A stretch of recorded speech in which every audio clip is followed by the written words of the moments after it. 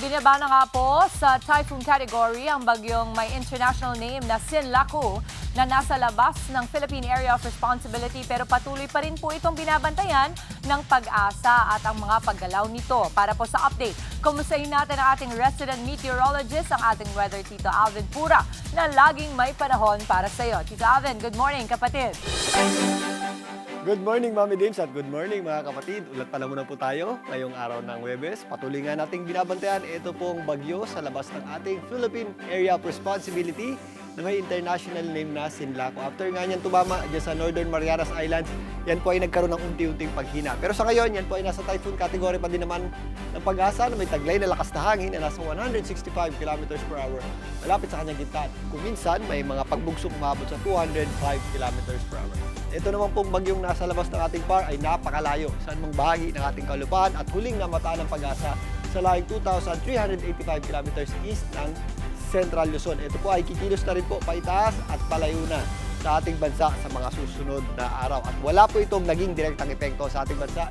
Ito pa rin po ridge ng high pressure area at ang easterlies ang nagdadala ng mainit at malinsangang panahon sa malaking bahagi ng ating bansa. Pagpapatuloy pa po yan sa mga susunod na araw hanggang sa susunod na buwan, mga kapatid.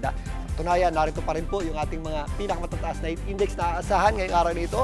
Posible po yan umabot sa hanggang 41 degrees Celsius dyan po sa Mindanao, sa may Cotabato, kasama na po dyan ang Pangasinan, nasa Dagupan City naman. At ganun din po ang ating aasahang panahon sa mga areas ng Palawan, La Union, maging dito po sa Coron at Puerto Princesa na posible pumalo sa hanggang 40 degrees Celsius yung ating heat index dyan. Sa Bicol Region, sa Camarines Sur, nasa 40 degrees Celsius din yung ating inaasahang heat index. At posible rin po yung umabot sa hanggang 40 degrees Celsius dyan po sa may Western Visayas, sa may area ng Iloilo. Ganun din po ating aasahan, may kainitan din pong panahon dito po sa areas ng Eastern Visayas. Pwede po yung umabot sa 40 degrees Celsius dyan po sa may Borongan at Giwan, sa may Eastern Samar. Kasama na po dyan ang area ng Zamboanga del Sur at Surigao del Sur dyan po sa may Hinatuan na nasa 40 degrees Celsius din yung ating inaasahang heat index. Kaya again, mag-ingat po tayo sa matinding init at alinsangan ng panahon, lalong-lalo na po sa pagsapit po ng tanghali. Dito sa Metro Manila, magpapatuloy din po yung mainit at palinsangang panahon natin, lalong-lalo na sa tanghali, yung ating pinakamataas na temperatura.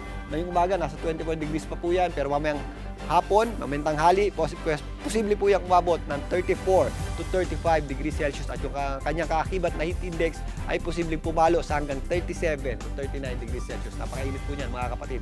Bandang hapon, nagiging maulap yung panahon natin pero medyo mababa po yung ating tsansa ng pagulan. If ever may mga pagulan tayong nararanasan, ito po yung mga dagliang pagulan lamang na nararanasan natin tuwing hapon at gabi. Kaya again, mag-ingat po tayo at paghandaan po natin ang matinding init at alinsangan ng panahon, lalong-lalo na sa mga lalabas sa tanghali. Mga kapatid, ang ating araw po ay sumikat na kaninang 5:42 ng umaga. Medyo mataas na po yan at lulubog mamaya 6:10 ng gabi. At yan muna latest sa ating lagay ng panahon ngayong Huwebes ng umaga. Muli ako po ang inyong weather, Tito Alvin. Laging may panahon para sa'yo.